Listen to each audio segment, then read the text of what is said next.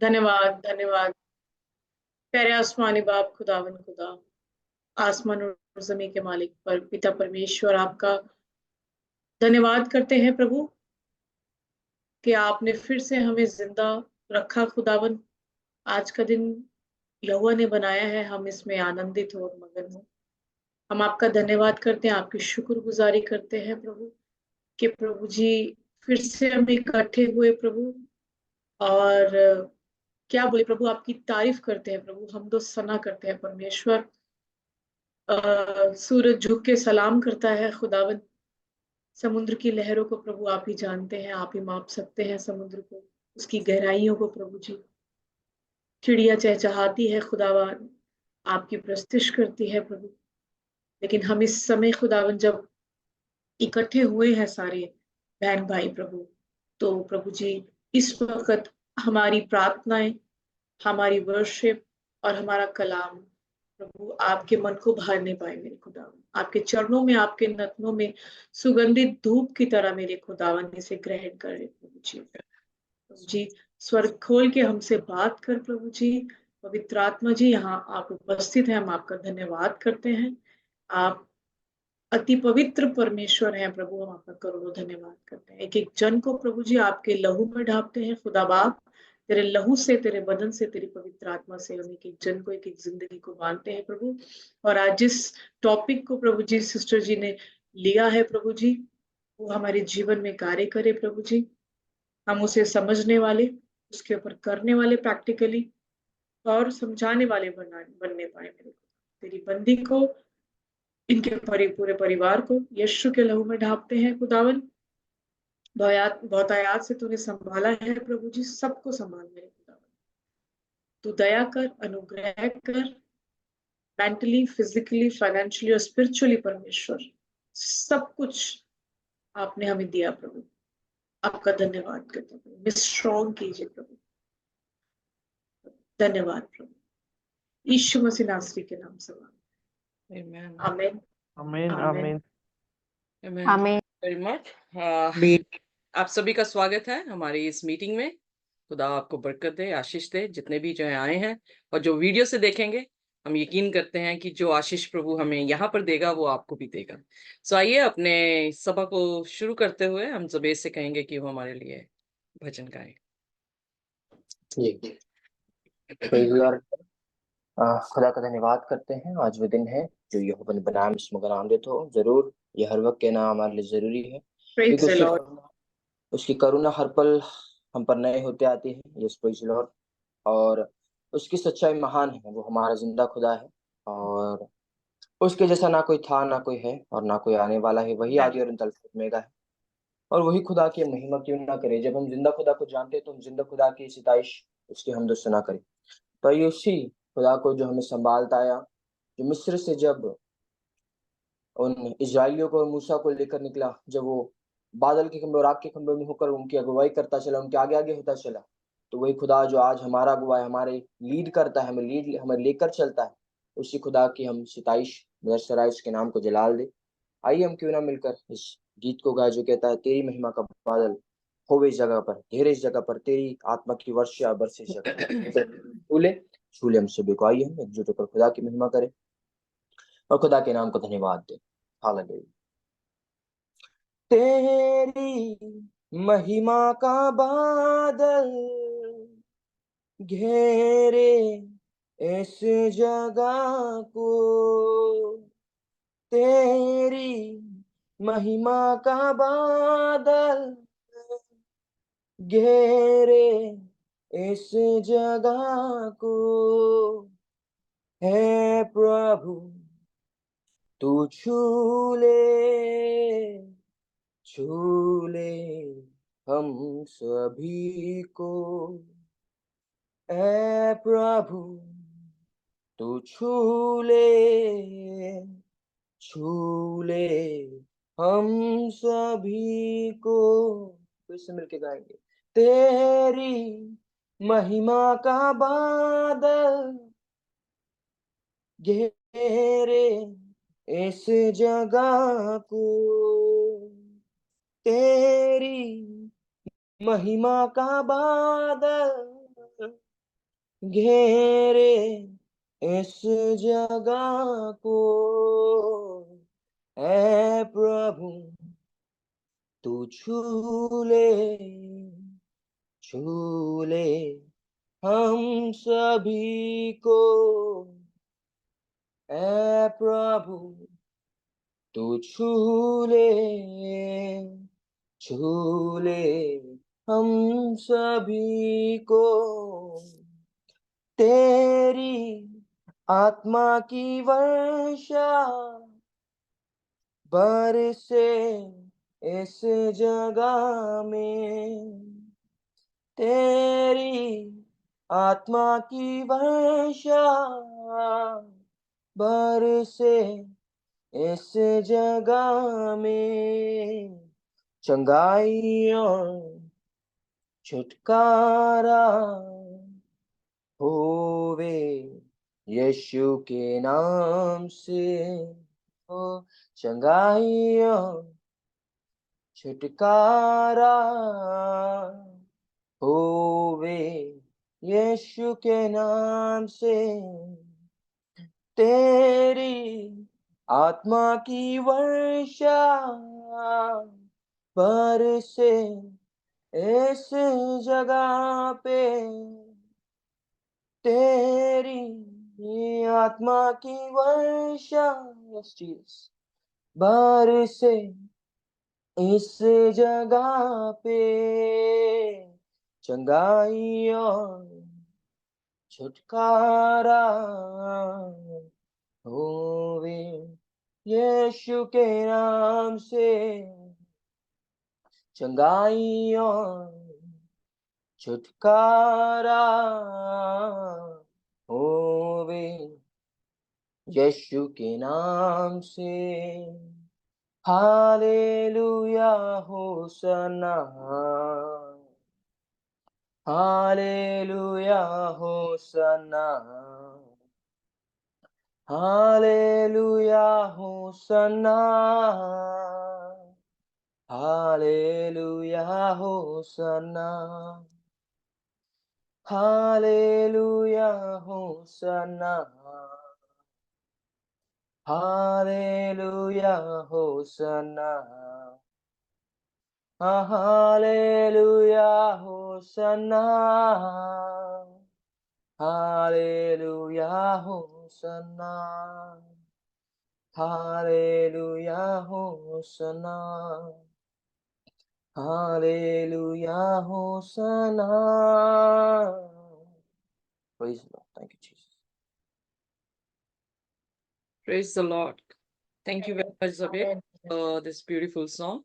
We really appreciate. खुदा का शुक्र है, कितना मधुर जो है वो गीत जबेज ने हमारे लिए गाया, हम धन्यवाद करते हैं। आइए अपनी कलाम की तरफ जो है हम जाएंगे। इससे पहले कि हम जाएं, अपने सिरों को झुकाएंगे और हम प्रार्थना में जाएंगे। हमारे स्वर्गीय खुदावंद, हम एक बार फिर आपके सामने अपने सिरों को झुकाते हैं, धन्यवाद करते हैं इस सुबह के लिए, धन्यवाद इस दिन के लिए जो आपने हमें दिया है। प्रभु, हम आपके लोग हैं, आप हमारे परमेश्वर हैं, इसलिए प्रभु हम आपके तख्त को ऊंचा उठाते हैं, आपकी प्रशंसा करते हैं, अपने सिरों को आपके सामने झुकाते हैं, क्योंकि आपसे बढ़कर कोई सामर्थ नहीं, आपको छोड़ कोई परमेश्वर नहीं। इसलिए खुदावंद हमारे सिर आपके सामने झुकते हैं, आपको दंडवत करते हैं, आपकी महिमा करते हैं। जो भी दुआएं और भजन के साथ खुदावंद हमने आपकी सताइश की है, उसे आप कबूल करें, और जो कलाम हम सुनने पर हैं खुदावंद, उसके बीच में भी खुदावंद आपकी रूह जुम्बिश करे। हम नहीं बल्कि खुदावंद आप हमसे बातचीत करने वाले हों। और इस सबक को खुदावंद जब हम सीखते हैं, मैं इतनी काबिल नहीं खुदावंद कि आपके इस सबक को आपके लोगों के बीच में दे सकूं, पर खुदावंद हम धन्यवाद करते हैं कि आपने ये कलाम हमारे लिए लिखा है, हमारी जिंदगियों के लिए लिखा है, हमारी सेहत के लिए लिखा है। सो इसलिए प्रभु हम चाहते हैं कि ये कलाम हमारी जिंदगियों में 100 गुना, 60 गुना, 30 गुना फल लाए। सिर्फ हमारी जिंदगियों में नहीं, बल्कि प्रभु जो भी इस वीडियो को देखे खुदावन, उन तक भी जो है ये सुसमाचार पहुंचे, उन तक भी जो है वो फुलनेस जो है, जो खुदावन हमें देना चाहता है सेहत में, खुदावन वो भी उन तक पहुंच सके। हम सभी को आशीष और बरकत दें। इस प्रार्थना को यीशु के नाम से मांगते हैं, आमीन। आमीन। Amen. So आमीन। let me share. हमें हमारे बीच में जो है कुछ नए हैं, सिमी करके हैं, सिस्टर सिमी। हाँ और जी सिस्टर जी, सिमी और बाबा गिल मेरी फ्रेंड्स सिस्टर्स है चंडीगढ़ तो। जी जी, सो आप सभी का स्वागत है। Thank you very much for coming. हमारे बीच में जो है आप आए हैं, हम आपका शुक्र करते हैं। सो आइए हम आज के लेसन को जो है वो हम सीखेंगे। आज का लेसन जो है वो है फुलनेस, यानी परमेश्वर हमें जिंदगी देता है तो कैसे देता है? बहुतायत से देता है। कैन यू से आमेन? आमीन। आमीन। हमें जिंदगी देता है तो बहुतायत से जो है वो जिंदगी हमें मिलती है। सो आइए आज के लेसन को सीखेंगे, जो कि शीर्षक है the Bible's ancient health secrets revealed. So परमेश्वर के कलाम से जो हेल्थ मैसेज है वो आज हमारे सामने प्रकाशन होता है। बहुत सारे लोग बीमार होते हैं, बहुत सारे लोग के जितने भी प्रिय जन हैं बीमार होकर मर जाते हैं। और कई बार मैंने देखा है कि फ्यूनरल में लोग जो है वो परमेश्वर की निंदा करने लग जाते हैं, वो परमेश्वर को बुरा भला कहने लग जाते हैं, और बहुत सारी बातें जो है वहां जुड़ जाती हैं, और वो यीशु मसीह को छोड़कर जो है वो दुनियादारी में चले जाते हैं। उन्हें लगता है कि प्रभु यीशु मसीह ने उनको ये बीमारी दी है, उन्हें ये लगता है कि प्रभु यीशु मसीह है जिनके कारण जो है हमारे प्रिय जन जो है वो मौत के घाट जो है वो उतर गए हैं। पर एक अमेरिकन जो बहुत अच्छी एसोसिएशन है, उसके प्रेसिडेंट ने इस तरह से कहा, our greatest need is for a new lifestyle. उन्होंने जो है जब ये सारे एक्सपेरिमेंट्स करते हैं तो वो एक निचोड़ में आते हैं, उनकी रिसर्च होती है, और रिसर्च में जो है उनका कंक्लूजन होता है, और वो कंक्लूजन ये है कि हमारी सबसे बड़ी जो जरूरत है इस समय वो ये है कि हम अपने लाइफस्टाइल को जो है वो चेंज कर दें। हमारे बैड लाइफस्टाइल के कारण जो है हम इस स्थिति में पहुंचते हैं जहां पर हॉस्पिटल में हमारा इलाज होता है, हमारे हार्ट जो है वो ब्लॉक हो जाता है, और बहुत सारी बीमारियों से हम ग्रस्त हो जाते हैं।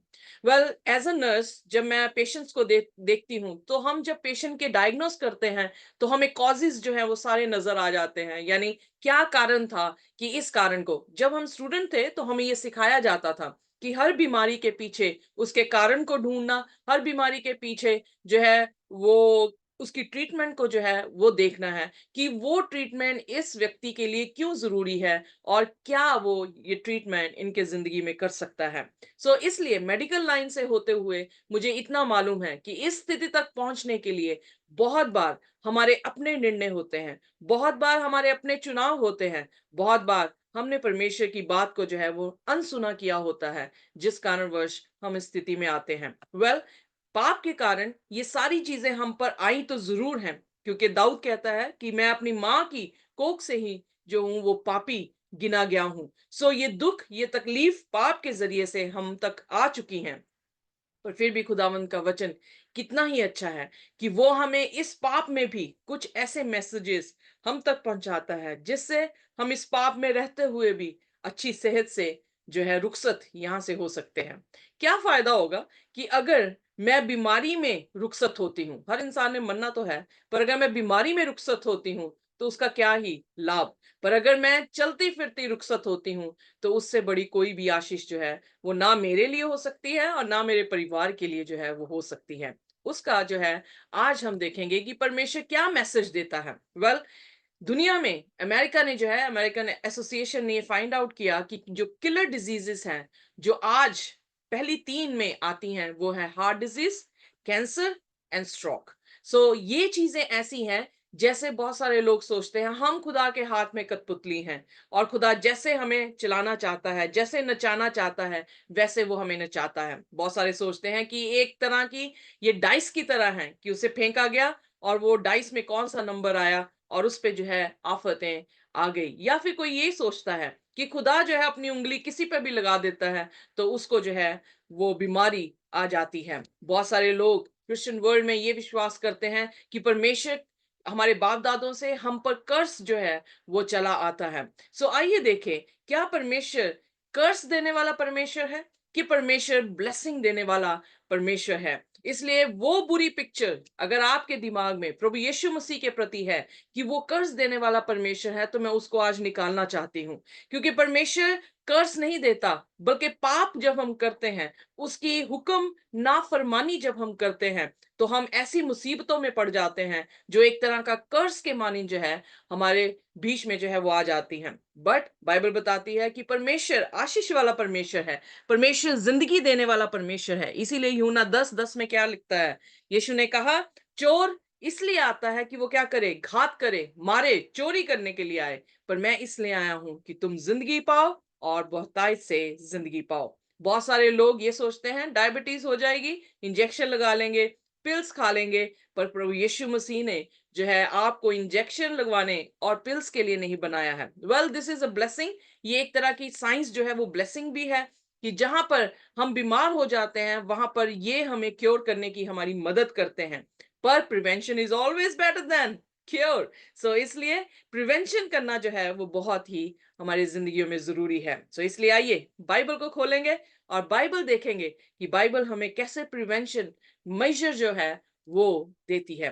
मेरे से निकालिए 3 यूहन्ना उसका 2 वचन, क्योंकि 3 यूहन्ने में एक ही चैप्टर है, सो उसका 2 वचन हमारे बीच में आता है। आइए देखिए यूहन्ना जब इस पत्री को लिखता है तो वो क्या कहता है।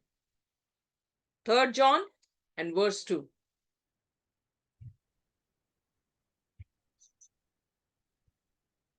हे प्रिय, मेरी यह प्रार्थना है कि जैसे तू आत्मिक उन्नति कर रहा है, वैसे ही तू सब बातों में उन्नति करे और भला चंगा रहे। यहाँ पे जो खत लिखने वाला प्रभु का दास यूहन्ना है, वो यहाँ पर क्या आशीष, क्या प्रार्थना जो है हमारे लिए कर रहा है कि हम जिस तरह से आत्मा में बढ़ रहे हैं, उसी तरह से हम क्या है हेल्थ में भी जो है वो प्रॉस्पर हों। So we should prosper and be in good health. So ये मैसेज जो है जब वो अपनी कलीसिया को दे रहा है, तो ये कलीसिया आज हम भी हैं जिस तक ये मैसेज जो है वो पहुंच रहा है। सो परमेश्वर की शुरुआत से ये कोशिश रही है कि हम क्या रहें, तंदुरुस्त रहें, हम जो है वो जिंदगी पाएं। पर अनफॉर्चुनेटली अफसोस की बात यह है कि आदम और हवा के चुनाव ने हर चीज जो है खुदावन की जो उसने प्लान कर रखी थी, उस सारे प्लान को जो है उसने खत्म कर दिया। और इस जो प्लान पाप के जरिए से आया, उससे जो है वो सारी मुसीबतें हम पर आई। सो इसलिए यूहन्ना 10 उसकी 10 में लिखा है, I have come that they may have life and that they may have it more abundantly. So यानी बहुतायत से प्रभु यीशु मसीह जिंदगी देने के लिए आया है। सो अगर बहुतायत से जिंदगी हमें नहीं मिली है, तो कहीं ना कहीं यीशु मसीह जो है हमारे जीवन में मिसिंग है। सो हमें जरूरत है कि हम प्रभु यीशु मसीह के वचनों पर भरोसा करके उसके मैसेज को रिसीव करें, ताकि जैसे वो आया है क्या देने, बहुतायत का जीवन, हम उस बहुतायत के जीवन को जो है वो पा सके। वेल, जब हम प्रकाशित वाक्य पढ़ रहे थे उसका 14 अध्याय, उसके 3 फरिश्तों का पैगाम जो है हमने सुना था। सो पहले फरिश्ते का पैगाम क्या था? आइए देखिए प्रकाशित वाक्य उसका 14 और उसकी 6 और 7। Book of Revelation chapter 14 verse 6 and 7।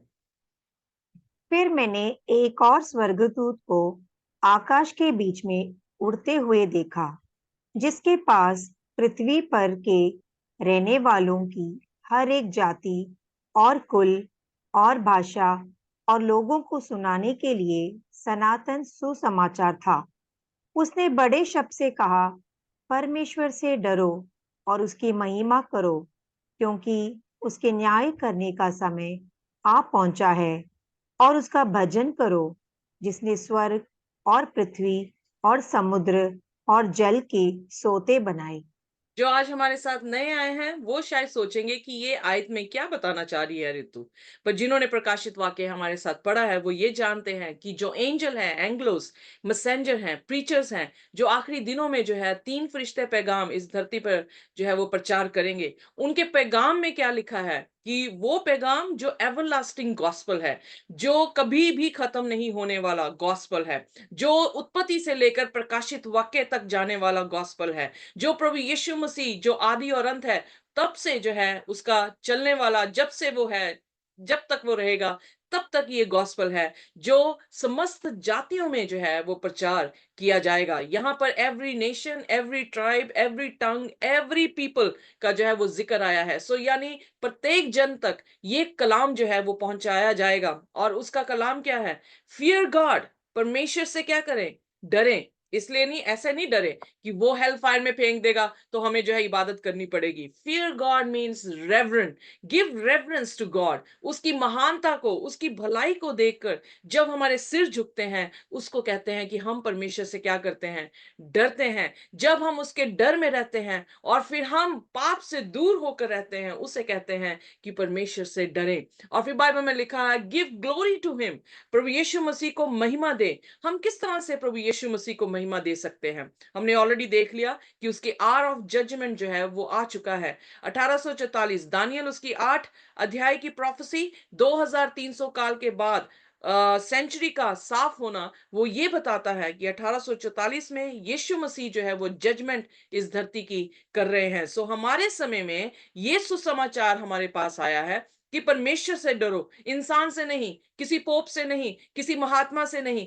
किसी गुरु से नहीं, पर किससे डरना है? क्रिएटर से डरें, जो जिसने सारी धरती को जो है वो बनाया है। उसकी महिमा करे, उसके न्याय का समय आ पहुंचा है। और फिर विशेष करके यहाँ पर प्रचार किस बात का है? कि परमेश्वर की वर्शिप करें। किसी इंसान को भगवान मानते हुए आप उसकी इबादत ना करें, बल्कि सिर्फ उसी परमेश्वर की जिसने जमीन, आसमान, समुद्र और स्रोतों को जो है वो बनाया है। जब मैं ये फीचर्स देखती हूं तो मुझे ये आयत वापस उत्पत्ति में लेकर जाती है, जो उसके पहले 2 अध्यायों में हम देखते हैं कि प्रभु यीशु मसीह ने इस सृष्टि की जो है वो रचना की।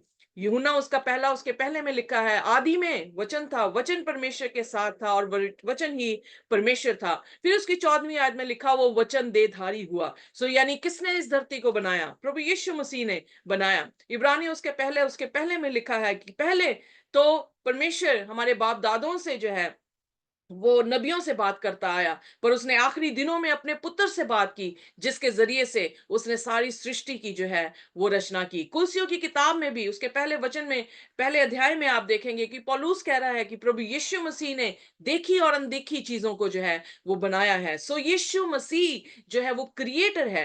पर जब हम क्रिएशन की इबादत करने लगते हैं तो वहां पर जो है खतरा है, क्योंकि ये सुसमाचार जो आखिरी दिन में प्रभु यीशु मसीह का कलाम जो है पूरी दुनिया में, इससे पहले कि यीशु मसीह इस धरती पर आए, ये कलाम फैलाया जाएगा। उसमें यही कहा गया है कि वो लोग ये प्रचार करेंगे कि किसी और को नहीं, सिर्फ परमेश्वर की इबादत करें। अब प्रश्न उठता है कि हम किस तरह से प्रभु यीशु मसीह को महिमा दे सकते हैं। आइए मेरे साथ निकाले 1 कुरिन्थियन उसका 10 और उसकी 31 आयत, जिसमें ये लिखा है सो वेदर यू ईट और drink or whatever you do it all for the glory of God।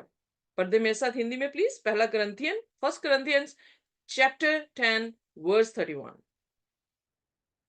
इसलिए तुम चाहे खाओ, चाहे पियो, चाहे जो कुछ करो, सब कुछ परमेश्वर की महिमा के लिए करो। ओके, जब यहाँ पर खाने पीने की और काम करने की बात आती है तो आप इसको एक वर्ड में कैसे एक्सप्रेस कर सकते हैं? यानी किससे हम महिमा कर सकते हैं?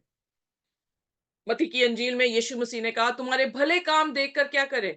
वो लोग पिता की जो आसमान में है उसकी क्या करें?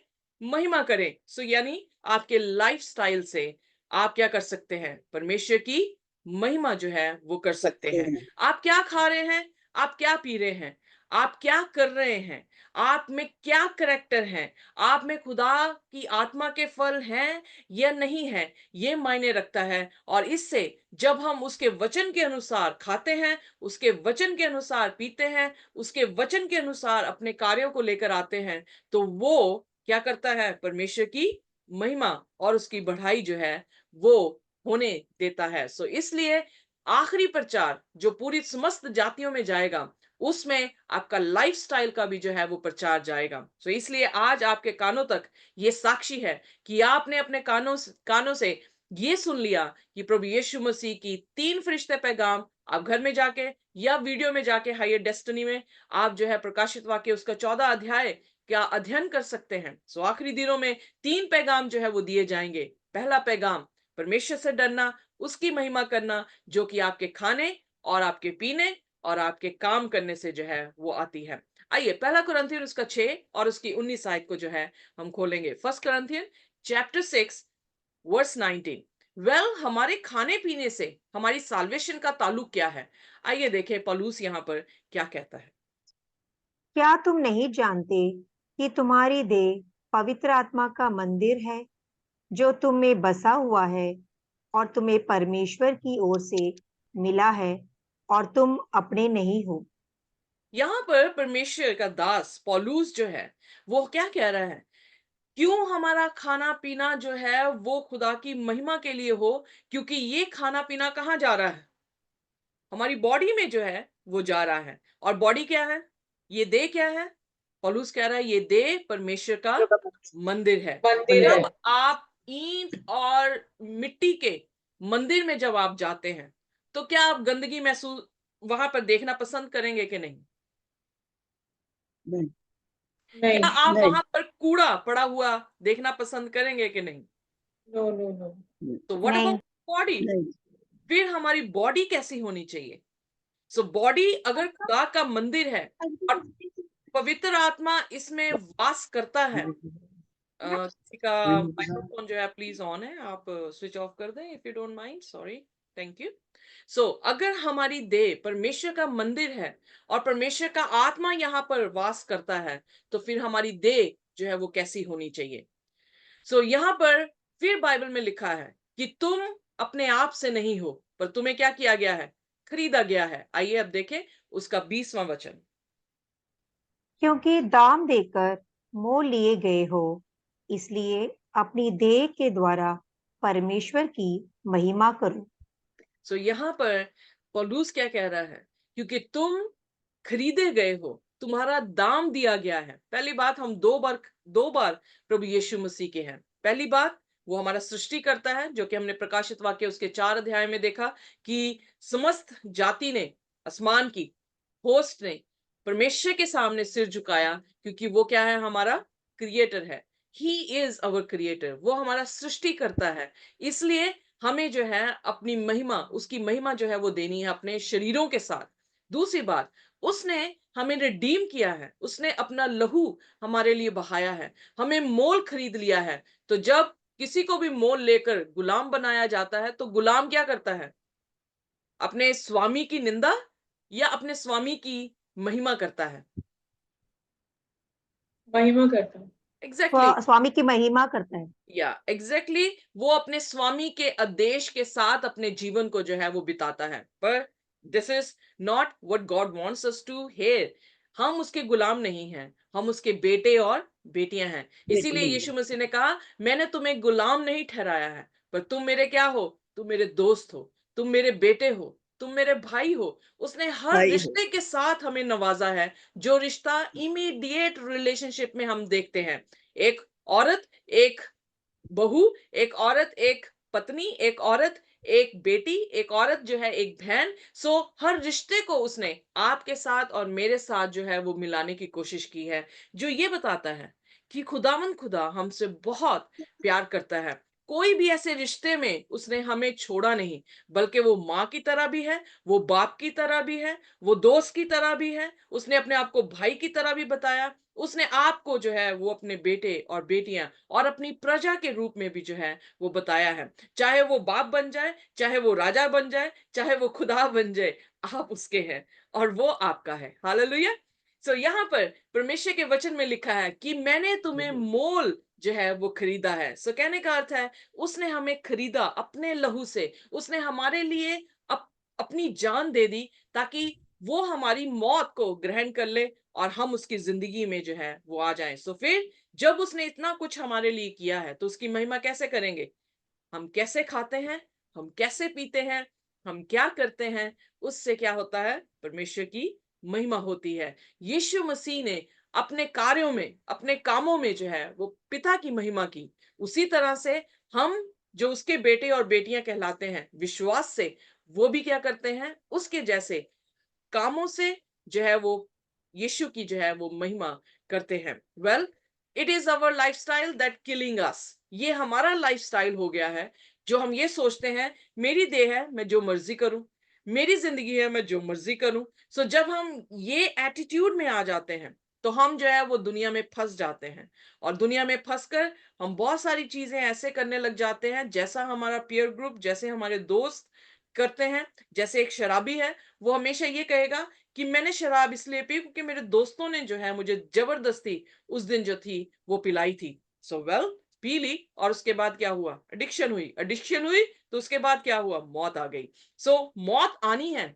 आई एम नॉट सेइंग कि पाप के कारण हम पर से मौत निकल गई, पर कुछ मौतें जल्दी जो आ जाती हैं वो उनकी अपनी लापरवाही, अपने लाइफस्टाइल, जो उन्होंने पूरा लाइफस्टाइल किया है उसके जरिए से जो है वो आ जाती है। परमेश्वर किसी भी मौत से खुश नहीं होता। व्यवस्था विवरण उसके 18 अध्याय में जो है हमने पढ़ा था। सो परमेश्वर किसी की मौत से खुश नहीं होता, बट मौत इसलिए आती है क्योंकि हमने पाप किया है। सो पाप की मजदूरी क्या है? मौत है। सो पाप क्या है? पहला यूहन्ना उसका 3 उसकी 4 में लिखा है, परमेश्वर के हुक्मों की नाफरमानी पाप है। सो जब हम परमेश्वर के हुक्म से हटकर अपने जीवन को अपने हिसाब से चलाते हैं तो फिर क्या होता है? हम पाप करते हैं, और पाप की मजदूरी मौत जो है वो आ जाती है। वेल, जीसस ने जो है वो जेनेसिस में एक प्लान दिया था, पर सेटन ने जो है उस प्लान का कॉन्ट्रफिट जो है वो खड़ा कर दिया, और उसने हेल्थ को जो है वो डिस्ट्रॉय कर दिया। जब हम उत्पत्ति में देखते हैं तो परमेश्वर ने बहुत ही खूबसूरत हवा जो थी बनाई थी। ये उसके प्लान में नहीं था कि स्मोकी इन्वायरमेंट जो है वो हो जाए, या लेड जो है हवा में जो है वो आ जाए, और लोग जो उसको जब इनहेल करें, जब अंदर लें, तो उनको जो है वो लंग्स की जो है वो प्रॉब्लम हो जाए। सो उत्पत्ति में परमेश्वर का प्लान जो था वो यही था कि बिल्कुल स्वच्छ हवा जो है उसने इंसान को दी थी। पर शैतान ने क्या किया? शैतान ने उसको हर हर धुएं से, हर तरह का निकला हुआ धुआं, उसमें से उसने उस सारी हवा को जो है वो प्रदूषित कर दिया। सो कैंसर रिसर्च जो सोलन कैटरिंग इंस्टीट्यूट है, वो इस तरह से कहता है कि लोग जो, उन्होंने जो है जब माउस यानी चूहों पे रिसर्च की, तो उन्होंने ये देखा कि इस रिसर्च से उन्हें ये पता लगा कि जितने चूहे थे वो सब जो है वो स्मोक से जो थे वो मर रहे थे। सो सिगरेट स्मोकिंग जो है वो कंट्रीब्यूट क्या करती है? वेल, साइंस में हमें ये सिखाया जाता है कि heart disease, strokes, various cancers, emphysema यानी छाती का जो भी दुख, प्रीमेच्योर बर्थ, जो माएँ जो है सिगरेट पीती हैं उनके बच्चे जो हैं प्रीमेच्योरली जो है वो मर जाते हैं। पुअर सर्कुलेशन, बहुत सारे पेशेंट जो हैं वो अपनी स्किन प्रॉब्लम के साथ आते हैं क्योंकि वो स्मोक करते हैं, और उनकी सर्कुलेशन जो है टांगों तक अच्छी ना होने के कारण उनकी टांगों में जो है वो काफी जख्म पैदा हो जाते हैं। शॉर्टनेस ऑफ ब्रेथ, और क्योंकि छाती पे उसका इफेक्ट होता है, उससे जो है सांस लेना उनका जो है वो बहुत ही बुरा हो जाता है। वेल, आप मुझे कहेंगे बाइबल में जो है वो धूम्रपान के बारे में तो नहीं लिखा कि परमेश्वर ने कहा है कि धूम्रपान जो है वो ना करें, पर क्या परमेश्वर ने प्रिंसिपल दिया है हमें? ये प्रिंसिपल दिया है कि तुम्हारा देह परमेश्वर का मंदिर है, तो क्या उसके मंदिर में सिगरेट जो है, या जो भी धूम्रपान करते हैं लोग, क्या उनकी एस्ट्रे, आप चाहेंगे कि आपके लिटरल टेंपल में, जिस चर्च में आप जाते हैं, वहां पे जगह जगह पर जो है वो फीकी हो? नहीं।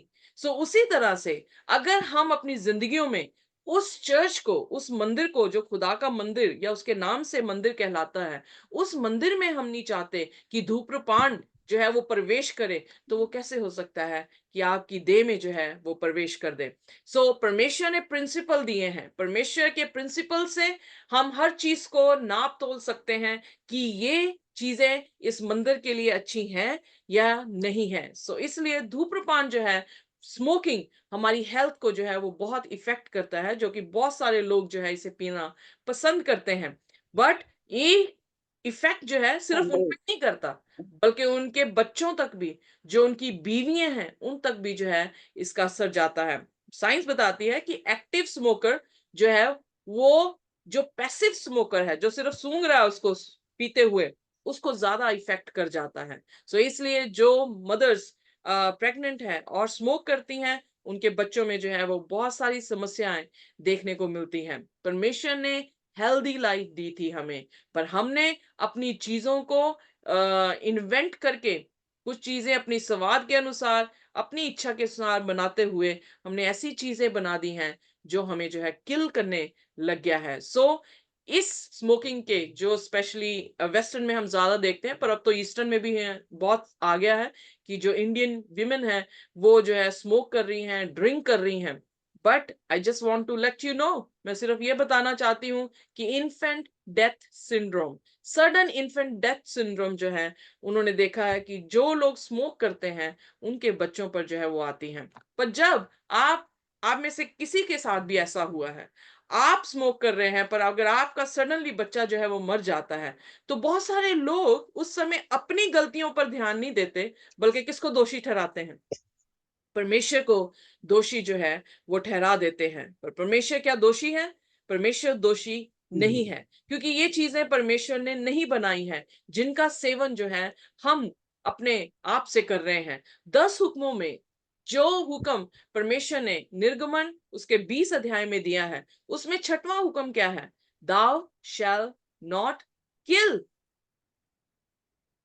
हम कई बार सोचते हैं प्रभु यीशु मसीह ने 10 हुक्म जो है वो नेल कर दिए हैं, पर जब यीशु मसीह मत्ती की अंजील उसके 5वें अध्याय में उन लोगों से बात कर रहा है, तो वो हर एक हुक्म को डिटेल दे रहा है, हर एक हुक्म को और गहराई से जो है उन्हें बता रहा है। कहता तुम तो ये जानते हो कि हत्या ना करो, पर मैं तुमसे ये कहता हूं कि जब तुम अपने भाई को मूर्ख या राखा कहते हो, तो तुम उसकी क्या कर देते हो? हत्या कर देते हो। क्या यीशु मसीह ने यहाँ पर हुक्म को नलीफाई किया, हुक्म को खत्म कर दिया, कि हुक्म के बारे में और बताया? और बताया। एग्जैक्टली उसने और जो है गहराई से हमें ये बताया कि ये हुक्म यहीं तक नहीं है कि लिटरली आपने बंदूक पकड़ी, किसी को मार दिया तो इसलिए आपने हत्या की। पर नहीं, आप अपने शब्दों से इंसानों को क्या करते हैं? मारते हैं। आप किसी इंसान को जो है जब कंपेयर करते हैं, अपने आप को उत्तम दिखाकर दूसरे इंसान को नीचा दिखाते हैं, तो वो चीजें क्या होती हैं? उनके मेंटल हेल्थ में जो है इफेक्ट करती हैं। और कई बार बहुत सारी औरतें अपने आदमियों से दुखी होकर डिप्रेशन में चले जाती हैं, क्योंकि आदमी इतने नेगिंग होते हैं कि हर चीज में उनकी नुक्स निकालते रहते हैं, और जिससे औरतें ये सोचती हैं कि we are good for nothing, हम जो है किसी भी चीज में अच्छे नहीं हैं। सो वो डिप्रेशन में आकर जो है कई बार सुसाइड कर लेते हैं। कई बार जो है लोग अपने आप को डिप्रेस करके जो है मरने की जो है वो कोशिश करते हैं या जीना ही छोड़ देते हैं। सो ये सिर्फ औरतों की बात नहीं, यूथ की। सो बी केयरफुल। जब आप माएँ अपने बच्चों से बात करती हैं, तो आपको ये हमेशा याद रखना चाहिए, अपने जहन में रखना चाहिए कि ऐसे शब्द ना बोलें जिससे डिस्ट्रक्शन हो, पर कंस्ट्रक्टिव वर्ड्स का इस्तेमाल करना सीखें। अगर नहीं भी आते हैं तो हम सीख सकते हैं, किसी भी एज में जो है हम अपने आप को तब्दील जो है वो कर सकते हैं, but always humbly, always with the humble words जो है हम किसी को भी जो है वो करेक्ट कर सकते हैं। सो यहाँ पर लिखा है कि don't you should not kill, so should not murder. So जब हम किसी भी तरह का सेवन करते हैं जो हमारी सेहत को खराब कर रहा है, तो आप क्या कर रहे हैं? आप परमेश्वर के हुक्मों में से एक हुक्म को क्या कर रहे हैं? तोड़ रहे हैं। यकूब की पत्री में परमेश्वर के वचन में लिखा, जब तुम एक तोड़ते हो तो सारे ही उसके साथ क्या हो जाते हैं? टूट जाते हैं। सो आप पाप करते हैं, तो पाप की मजदूरी क्या है? आप मौत की तरफ जाते हैं। वेल, हाँ, बहुत सारे कहते हैं हम ग्रेस से बचाए गए हैं। नो डाउट एट ऑल, हम प्रभु यीशु मसीह के अनुग्रह से ही बचाए गए हैं। पर जब यीशु मसीह हमें जज कर रहा है, तब वो जजमेंट आपके कार्यों से जो है वो कर रहा है। इसीलिए बाइबल में लिखा, प्रकाशित वाक्य उसका 22 और उसकी 12 में, देखो मैं जल्द आता हूं और मैं तुम्हें तुम्हारे कामों के अनुसार तुम्हें क्या देने आ रहा हूं? रिवॉर्ड, बदला, या बदला देने के लिए आता हूं। सो इसका मतलब जो अच्छे हैं उनको जिंदगी देने आता हूं, जो जिन्होंने पाप किया है, हुक्मों को नहीं माना है, उनको मैं मौत देने के लिए आता हूं। सो ये आज्ञा है हमारे हेल्थ के related, thou shall not kill, अपने आप को भी और अपने बच्चों को भी। सो जब भी स्मोक करते हैं, ये जान ले कि आप अपने आप को नहीं सिर्फ किल कर रहे, अपने साथ वाले को भी, जहां पर आप सवार हैं, उनको भी जो है वो किल कर रहे हैं। सो आइए फिलिपियों उसका 4 और उसकी 13 आयत को हम पढ़ेंगे। Philippians chapter 4 verse 13। क्या हम इस चीज से फतेह हासिल कर सकते हैं जब हम किसी भी एडिक्शन में जो है वो आ जाते हैं? औरतें कहती हैं मुझे मीठा बहुत पसंद है, लाइक मी। क्या हम इस एडिक्शन से ओवरकम कर सकते हैं? बहुत सारे लोग जो है कहते हैं हमें शराब पीने की आदत है। क्या हम ओवरकम कर सकते हैं? यहाँ पर पौलुस जो है वो फिलिपियों की कलीसिया को इस तरह से कहता है। आइए पढ़ दें मेरे साथ। जो मुझे सामर्थ्य देता है उसमें मैं सब कुछ कर सकता हूँ। तो यहाँ पे क्यों नहीं लिख दिया except smoking I can do all things through Christ who strengthens me? Did he write like that? क्या उसने इस तरह से लिखा है यहाँ पर? नो। क्या No. ये लिखा है except my craving for sweets I can do all things through Christ who strengthens me? No, no, no. नहीं। यहाँ पे पौलुस क्या कह रहा है? क्या पौलुस ये नहीं कह रहा कि मैं अपने आप को हर रोज मारता हूं, जो काम मुझे Yeah. नहीं करने चाहिए वो मुझसे हो जाते हैं, जो मुझे करने चाहिए वो मैं नहीं कर पाता हूं। सो वो भी आपके और मेरे जैसा ही इंसान था, पर वो क्या कह रहा है अंत में? मैंने अपनी लड़ाई लड़ ली है। I Yeah. Have run my race. मैंने अपनी दौड़ जो है वो दौड़ ली है और परफेक्टली जो है उसे फिनिश कर दिया है। कैसे कर दिया है? Through Christ. जब हम खुदा के वचनों को पढ़ते हैं, जितना हम खुदा को जानेंगे, जितना हम खुदा के वचनों को पढ़ेंगे, उतना हमें समझ आएगा परमेश्वर हमसे क्या उम्मीद रखता है, उतना ही हम अपने आप को बदल सकते हैं। फॉर एग्जाम्पल, आप सभी शादीशुदा हैं, आपकी शादियां हुई हैं, आप अपने हस्बैंड से, अपने पतियों से बहुत आपका तारुफ बहुत अच्छी तरह से हो रखा है। सो आप जानते हैं कि आपके हस्बैंड को ये सब्जी पसंद है कि नहीं पसंद है। पर जब उन्हें नहीं पसंद होती, क्या आप बनाने की कोशिश करते हैं? अनटिल अनलेस वो सब्जी आपके बच्चे को भी पसंद हो, तो आप फिर 2 डिशेस बनाते हैं, एक अपने हस्बैंड की पसंद का, दूसरा अपने बच्चे की पसंद का। एम आई राइट और नॉट?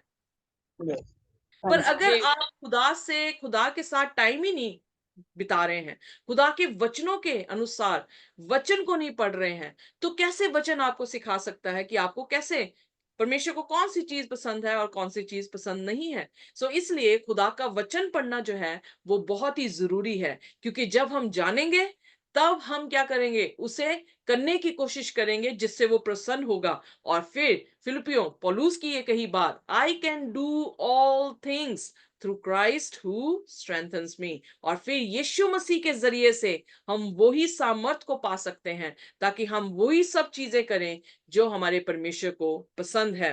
वेल, बहुत सारी औरतें, मैं बहुत अमेज हूं। मुझे इतना पता नहीं था, पर जब मैं यहाँ इंग्लैंड में आई उसके बाद मुझे चर्चा सुनने को मिली कि हमारे जो इंडियन विमेन हैं वो आजकल जो है वो शराब जो है वो पीने लग गई हैं। मैं कभी सोच भी नहीं सकती थी, क्योंकि हमारा पालन पोषण पंजाब में हुआ, मैंने कभी किसी पंजाबी औरत को जो है वो शराब पीते नहीं देखा था। बट अब ट्रेंड चेंज हो गया है। They are more advance, they are more fashionable, they are more trendy. वो वेस्टर्न के ट्रेंड को ले रहे हैं, पर बाइबल का ट्रेंड कहाँ गया?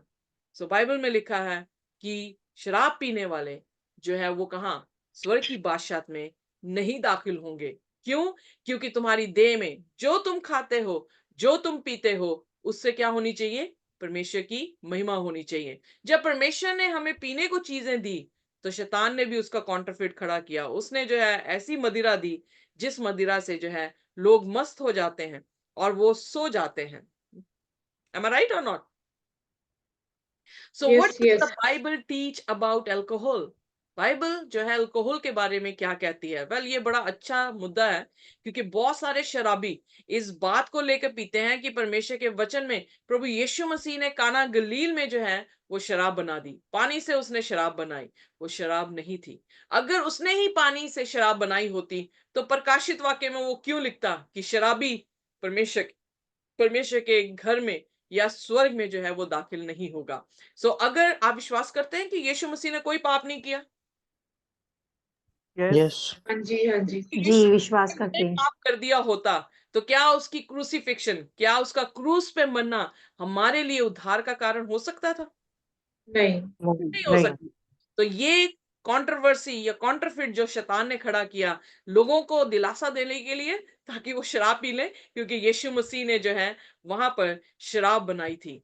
सो बाइबल में लिखा, आइए देखिए प्रोवर्ब्स उसका 20 और उसकी 1 आयत, होपफुली। जी। दाख मधु ठट्ठा करने वाला और मदिरा हल्ला मचाने वाली है। जो कोई उसके कारण चूक करता है वह बुद्धिमान नहीं। सो यहाँ पर 10 कुआरियों का जिक्र फिर मैं दिलाऊंगी। 10 में से 5 मूर्ख थी और 5 क्या थी? वाइस थी, राइट। अब जो शराब पी रहा है, जो वाइन पी रहा है, फर्मेंटेड ग्रेप जूस भी ले लें अगर आप उसे, तो वो क्या है? मॉकर है। मॉकर मीन डिसीवर है। स्ट्रॉन्ग ड्रिंक आपको क्या कर रही है? मतवाला कर रही है। ओके। और आप, एक इंसान जब शराब पीता है तो उसके पाँव जो है वो सीधे नहीं चलते हैं। वो हमेशा क्या करते हैं? लड़खड़ा रहे होते हैं, है ना। वो अपने पाक पे भी सीधा नहीं चलता। क्यों? क्योंकि शराब कहां पर अटैक करती है? उसके दिमाग पर जो है वो अटैक करती है। और दिमाग के कौन से कोने में? 4 ब्रेन के ऊपर अटैक करती है। वहां पर क्या है? वहां पर रीजनिंग है। आप रीजन आउट करते हैं, आप सोचते हैं, समझते हैं, विचारते हैं, आप सही का चुनाव करते हैं। सो यहां पर डिसीजन मेकिंग है, यहां पर रीजनिंग है। सो ये चीज आपके मंदिर में, मोस्ट होली प्लेस में जाकर क्या कर रही है? परमेश्वर के तख्त को करप्ट कर रही है। Am I right or not? जी जी जी। खुदा के लिए हम निर्णय कहां से लेते हैं? यहां से। वो अपना मन तख्त से। कहां पे बिछाता है? दिमाग से। वो मन अपना से। तख्त कहां पे दिमाग। बिछाता है? हमारे दिमाग पर। फोरहेड। क्योंकि हम उस सील कहां पर लगाई है? प्रकाशित वाक्य उसके 7 और उसके 14वां वचन में सील कहां पे लगी? फोरहेड पे, फोरहेड। राइट, या माथे पर। सो इसका मतलब यहां पर परमेश्वर अपनी सील लगा रहा है। और जब हम ये चीज पी रहे हैं तो वो सील उतर कर क्या हो रही है? गिर जा रही है। और आप जो है वो मार्क ऑफ बीस लेने के लिए तैयार हो रहे हैं। सो अल्कोहल इज डिसेप्टिव। क्योंकि आप देखेंगे बहुत सारे क्राइम्स वो कैसे हो रहे हैं? शराब पी के हो रहे हैं। बहुत सारे रेप्स कैसे होते हैं? जो वो शराब पी लेते हैं। सो इसलिए ये सारी बीमारी की जड़ है। सिर्फ शारीरिक नहीं, बल्कि आत्मिक और मानसिक और सोशली, सामाजिक भी जो है, ये हर बीमारी की जो है वो क्या बन गई है? जड़ जो है वो बन गई।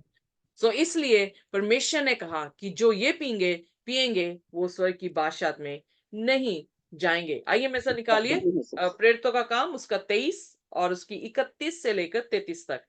Proverbs chapter 23 verse 31 to 33।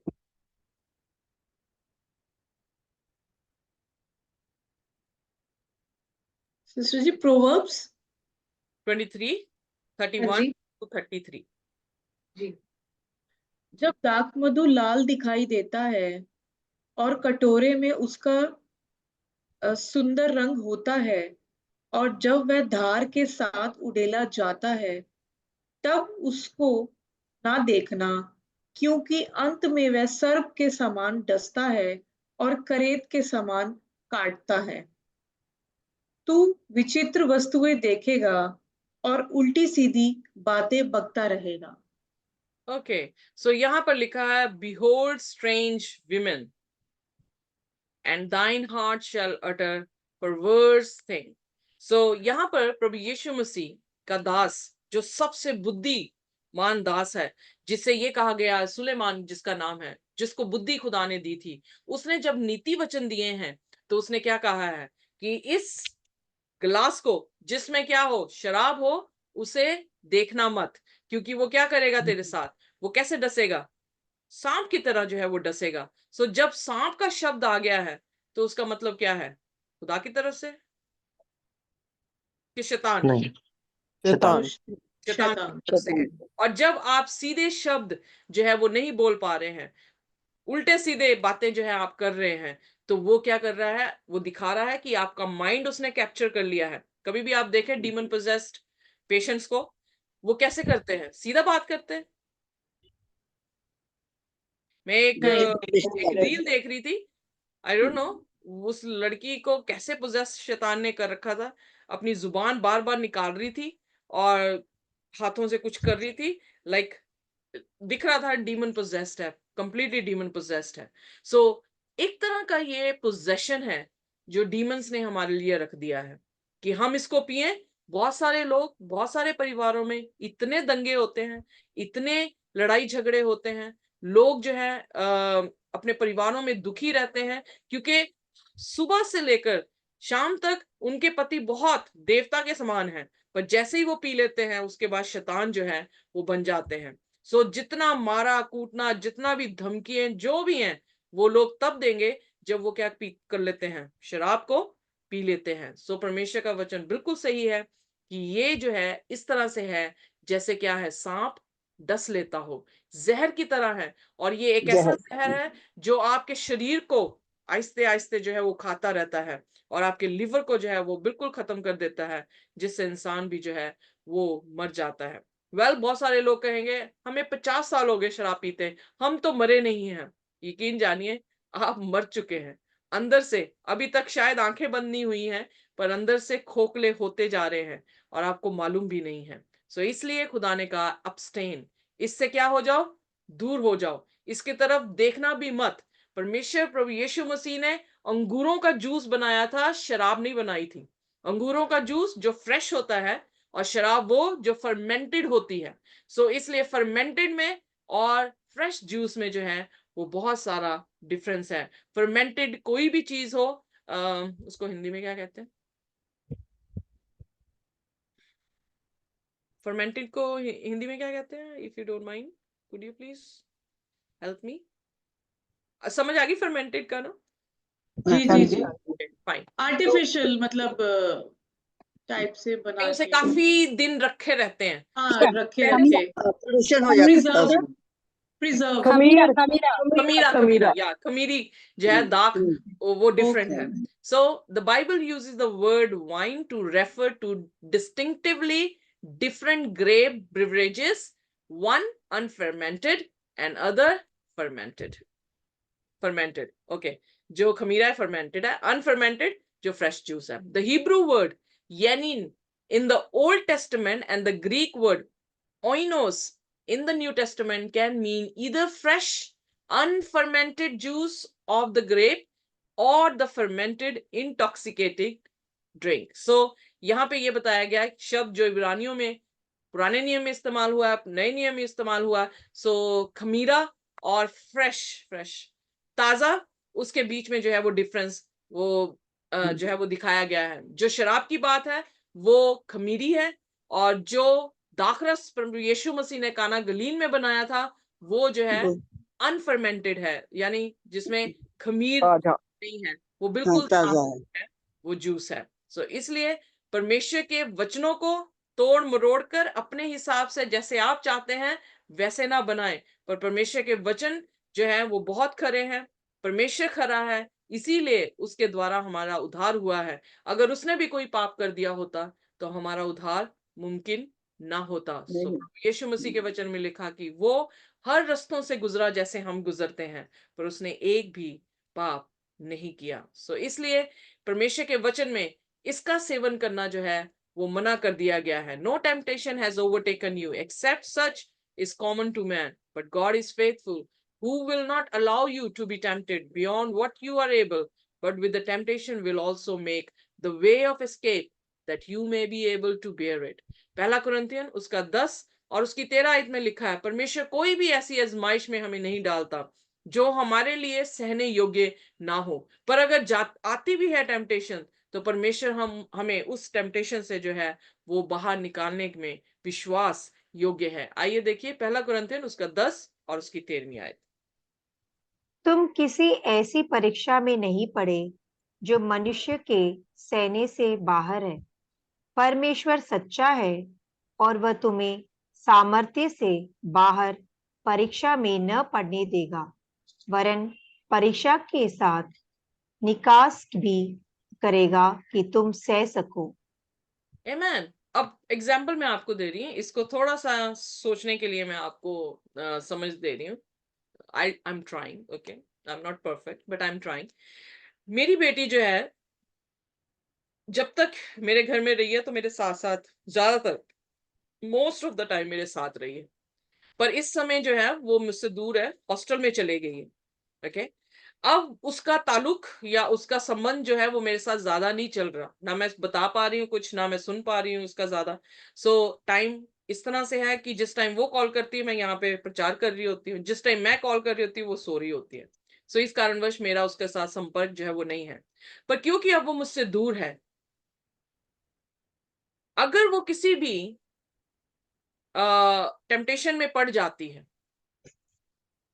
तो क्या मैं उसे बचा सकूंगी? नहीं। प्रार्थना के द्वारा। क्यों? वेरी गुड आंसर, रही सही है आपका, पर क्यों? प्रार्थना कर आपने सकते हैं। क्यों डिस्टेंस है, कहा कि नहीं कर पाऊंगी? डिस्टेंस डिस्टेंस क्योंकि आप बाहर दूर कम्युनिकेशन, हैं और there's no कम्युनिकेशन। मतलब कनेक्शन, हाँ, कम्युनिकेशन गैप हो कम्युनिकेशन गया। नहीं है, बिल्कुल कांटेक्ट नहीं है। Alright, so you got the point. Okay, so परमेश्वर यहाँ पे कह रहा है कि मैं विश्वास योग्य हूं कि तुम्हें मैं बचा सकूं। पर अगर हम परमेश्वर के पास ही नहीं है, अगर हम परमेश्वर से दूरियां कर चुके हैं, अगर परमेश्वर और हमारे बीच में दीवार आके पाप की जो है वो खड़ी हो चुकी है, तो क्या परमेश्वर फोर्सफुली आपको मना करेगा? नहीं। तो इस वायदे को पूरा होने के लिए आपको क्या करना पड़ेगा? आपको परमेश्वर के करीब जो है वो आना पड़ेगा। एम आई राइट और नॉट? यस। राइट। जी। तो इसलिए जब हम प्रभु यीशु मसीह के वचनों को पढ़ते रहते हैं, प्रभु यीशु मसीह के वचनों को खाते रहते हैं, परमेश्वर की संगति में रहते हैं, तो हम उसकी हुजूरी में रहते हैं। जब हुजूरी में रहते हैं तो ऐसी कोई भी टेम्पटेशन नहीं प्रभु आने देता जिस टेम्पटेशन में आप कभी भी गिर सको। पर वो इतना वफादार है कि आपको हर टेम्पटेशन से वो क्या कर लेगा? स्ट्रेंथन करेगा, आपको वचन के जरिए से बात करेगा, आपको कलाम आपकी दुआओं से जो है वो आपके साथ जो है वो कलाम करेगा। सो जिससे आप स्ट्रेंथन होंगे और आप उस आजमाइश में जो है वो पड़ेंगे नहीं। So how important it is for all of us to read the Bible and to pray to the Lord. So कितना ही जरूरी है हमारे लिए कि हम खुदा के वचन पढ़ें, समझें, सिर्फ सुने नहीं बल्कि उसको समझें भी, ताकि हम उस आजमाइश में जो है वो पढ़ ना सके। फॉर एग्जाम्पल, अगर मेरे सामने उसके उसके कोई भी फ्रेंड उसको शराब का गिलास दे देते हैं तो वो क्या करेगी? अगर नहीं आपके पिएगी, साथ नहीं पिएगी। क्योंकि आप लेकिन साथ में हैं। बिल्कुल एग्जैक्टली। सो यानी मेरी हुजूरी का वो डर उसको उस गिलास तक पहुंचने नहीं देगा। Are you getting me? Yes. So जब हम खुदा की हजूरी में होते हैं, जब हम खुदा की हजूरी में अपने जीवनों को, लाइफ स्टाइल्स को ले आते हैं, तो उसकी हजूरी का डर ये होगा, ये दे खुदा का मंदिर है और मुझे इस मंदिर को अशुद्ध नहीं करना है। आमीन। आमीन आमीन। सो ये हमारी जो है वो स्ट्रेंथ बन जाता है, और यही स्ट्रेंथ जो थी वो दानियल के समय में भी जो हम देखते हैं, यही स्ट्रेंथ जो है हम निर्गमन के समय में भी जो है वो देखते हैं कि परमेश्वर के लोग जब उसकी हजूरी में थे तो वो बिल्कुल सुरक्षित थे, पर जब परमेश्वर के लोग उसकी हजूरी से चले गए तब वो हमेशा ही क्या रहे हैं? दुविधा में जो है वो रहे हैं। आइए देखिए निर्गमन उसका 15 और उसकी 20 आयत। आई होपफुली इट्स। यदि तू अपने परमेश्वर यहोवा का वचन तन मन से सुने और जो उसकी दृष्टि में ठीक है वही करे और उसकी आज्ञाओं पर कान लगाए और उसकी सब विधियों को माने, तो जितने रोग मैंने मिस्रियों पर भेजे हैं उन में से एक भी तुझ पर ना भेजूंगा, क्योंकि मैं तुम्हारा चंगा करने वाला यहोवा हूँ। Exactly, praise the Lord. यहां पर परमेश्वर ने क्या कहा? जो कोई भी जैसा मैं कहता हूं वैसा चले, जैसा मैं कहता हूं वैसा खाए, जैसा मैं कहता हूं वैसे पिए, जैसा मैं कहता हूं वैसे अपने कर्म करे, तो कोई भी विपत्ति जो किस पे आई थी? मिस्रियों पर आई थी, वो तुम पर नहीं आने जो है वो पाएगी। अब मैं आपको एक थोड़ा सा और एग्जाम्पल दे रही हूँ। खुदा इसराइलियों को जो है मिस्र से निकाल के लाया, बियाबान में जो है वो आ गए, तो खाना कौन प्रोवाइड कर रहा था? प्रभु। परमेश्वर। प्रभु। Exactly. पानी कौन प्रोवाइड कर रहा था? परमेश्वर परमेश्वर खुदा खाने में वो मन्ना दे रहा था उनको, मन्ना भेजता खाने में वो स्रोतों से पानी जो थे वो पी रहे थे। अब प्रश्न ये उठता है, क्या उनकी जूतियां टूटी? क्या वो बीमार हुए? क्या उनकी आंखें जो है नहीं जोर हुई? क्या उनके कुब जो थे वो निकले? मूसा को तो बिल्कुल नहीं नहीं निकले। नहीं नहीं नहीं एग्जैक्टली। ना बट उनके जिन्होंने वस्त्र परमेश्वर की पुराने आज्ञा को नहीं माना, उनका क्या हर्ष हुआ था? वो लोग मर गए मर गए विल्डरनेस में। कर्स राइट, सो वो लोग जो थे क्या हो गए? मर गए। सो ये कहानी मर हमारे लिए क्या है? एक शिक्षा है जिससे हम सीख सकते हैं कि परमेश्वर जो है जो कहता है वैसा ही होता है। फॉर एग्जाम्पल, मैंने कार ली, नई जब कार ली थी मैंने, यारिस क्रॉस जो थी वो कार ली। जब मैंने वो कार ली तो मुझे नहीं पता था कि उसमें जो है डीजल नहीं डलता है, राइट? पेट्रोल तो मुझे मुझे किसने बताया कि उसमें डीजल नहीं डलेगा, उसमें पेट्रोल डल जाएगा? उस पे लिखा होगा कार पे साइड में डीजल। सो यानी जिसने बनाई है कार, मैन्युफैक्चर एक मैनुअल बुक दी होती है, जिस मैनुअल अच्छा बुक में मुझे सारा पता लगा कि ये बटन किस बात के लिए है, वो वाला बटन कहाँ पर है, कहाँ पर इंजन है, कहाँ पे पेट्रोल डालना है, कहाँ पर जो है, कहाँ पे वहां। ऑलराइट, सो मैन्युफैक्चर, जिसने मैन्युफैक्चर किया था मेरी यारिस क्रॉस को, उसे पता था कि उसने किस ढंग से इसे बनाया है। एम आई राइट और not? Yes right yes right जी सो इसलिए हमें किसने सृजा है? प्रभु Creator. परमेश्वर ने तो फिर उसकी मैनुअल बुक कौन सी है? बाइबल एग्जैक्टली उसकी बाइबल है। हम बाइबल में लिखी हुई चीजों को फॉलो करते हैं तो मेरी गाड़ी कभी रुक सकती है?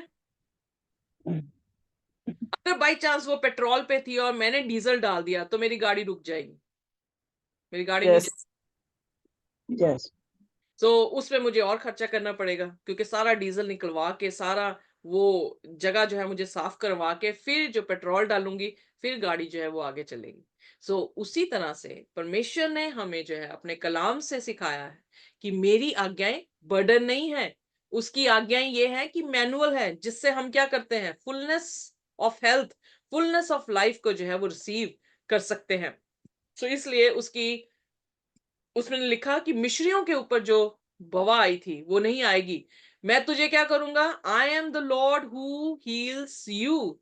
मैं हूं जो तुझे क्या कर सकता हूं? चंगा कर सकता हूं। चंगा तो करना इसलिए ये मत सोचे जो दिल है वही करेंगे, बाद में हम एक बंदगी में, एक बड़े से टेंट में जाएंगे, बंदगी में जाकर पास्टर से प्रे करवाएंगे और वो फूंक मारेंगे और हम जो है वो चंगे हो जाएंगे। खुदा के पास मैजिक का काम नहीं है। खुदा के पास है everyday commitment, everyday dedication, everyday walking का। इब्राहिम से क्या कहा? इब्राहिम तू मेरे साथ साथ चल। चलता उर से निकाला, कहां लेकर जाऊंगा? मुल्के कनान तक। पर कहां, कैसे जाएगा तू? मेरे साथ साथ चल। सो इसलिए we have to walk with the Lord. आमीन आमीन Health and disease is a amen. Health and disease in the ancient world. You know, साइंसदानों ने क्या किया? मम्मीज को जो वहां पे मरी हैं, कब्रें है ना मिस्र के, उनको जो है उन्होंने काटा और फिर जो है वहां पर उन्होंने उनके जिस्म के बारे में जो है वो स्टडी की कि ये लोग क्या थे। उन्होंने ये देखा कि उनके भोजन से उनकी जो अंदरूनी उनकी वेसल्स थी, वो सारी वेसल्स जो थी वो ब्लॉक थी, क्लॉग थी कोलेस्ट्रॉल से। और वो जो थे ज्यादा देर तक नहीं जिंदा रहते थे, मर जाते थे जल्दी। मिस्र के जितने भी फेरोज हैं वो लगभग जो है वो ज्यादा से ज्यादा 40 या 50, उसके बाद वो मर जाते थे बिकॉज ऑफ देयर फूड। तो फिर साइंसदान ने कहा, उनकी जो एक्सरे भी किए उन्होंने, जबाड़े के भी, और उन्होंने देखा कि कैविटीज थी उनके दांतों में।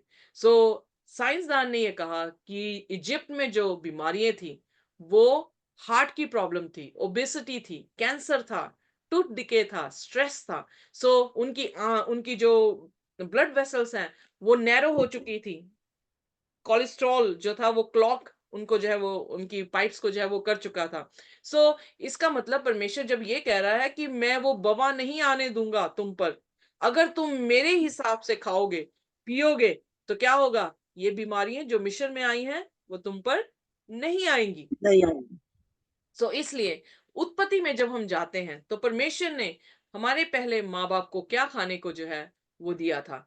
बाइबल में लिखा है कि उसने कहा हर तरह का फल, हर तरह की नट्स, वेजिटेबल्स जो है वो हमारे खुराक में जो है वो दी थी। आइए निकालिए उत्पत्ति उसका पहला और उसकी 29 आयत, Genesis chapter 1 verse 29, which talks about कि खुदा ने हमें खाने के लिए क्या क्या दिया था। फिर परमेश्वर ने उनसे कहा, सुनो, जितने बीज वाले छोटे छोटे पेड़ सारी पृथ्वी के ऊपर हैं और जितने वृक्षों में बीज वाले फल होते हैं, वे सब मैंने तुमको दिए हैं, वे तुम्हारे भोजन के लिए हैं। ओके, सो यहाँ पर जो है परमेश्वर ने वेजिटेरियन डाइट जो है वो बागे एदन में दी है। पाप के कारण उन्होंने क्या किया, अगर हम ध्यान से देखें, पाप हो गया, पाप के जान मतलब उन्हें बागेदन से जो है वो निकाल दिया गया। उसके बाद उनका जो जीवन था वो वेजिटेरियन ही था तब तक, जब तक कि नूह का जल प्रलय इस धरती पर नहीं आया। पर जब आप देखेंगे कि मैथुसला के टाइम, आइए देखिए उत्पत्ति उसका 5 उसकी 27 आए, in the book of Genesis chapter 5 verse 27, उनकी उम्रें जो थी वो बहुत थी। पढ़ते मेरे साथ मैथुसला जी। इस प्रकार मेतुशला की कुल आयु 969 वर्ष की हुई, तत्पश्चात वह मर गया। आप देखें कि मैथुसला जो है नूह से पहले हुआ, तो नूह मैथुसला का आगे जनरेशन है। सो मैथुसला की जिंदगी जो थी वो 969 या 69 ईयर्स जो थी वो रही है। क्या खा रहे थे वो, क्रिएशन की मेन्यू को, जो क्रिएशन में परमेश्वर ने दिया था, साग भात, वो जो थे वो खा रहे थे। पर जैसे ही नूह का जल प्रलय आया तो उनकी आयु कैसे होने लगी। सो यानी आदम से लेकर नूह तक जनरेशन जो थी हजार हजार साल जी रही थी। नूह के बाद जो है वो जनरेशन, अगली 7 जनरेशन जो थी वो कहां पर आके रह गई, सिर्फ 70 साल तक। Can you see the difference, vegetarian diet और मीट की डाइट। वेल जब जल प्रलय आया तो परमेश्वर ने कहा था जो क्लीन जानवर हैं वो 7 करके अंदर ले जा, जो अनक्लीन है वो सिर्फ 2 करके ले जा। क्यों, क्योंकि जब ये लोग इस किश्ती से बाहर निकलेंगे तो बाहर निकलने के बाद क्या होगा। आइए मेरे साथ पढ़े उत्पत्ति उसकी 7 उसकी 2 आयत।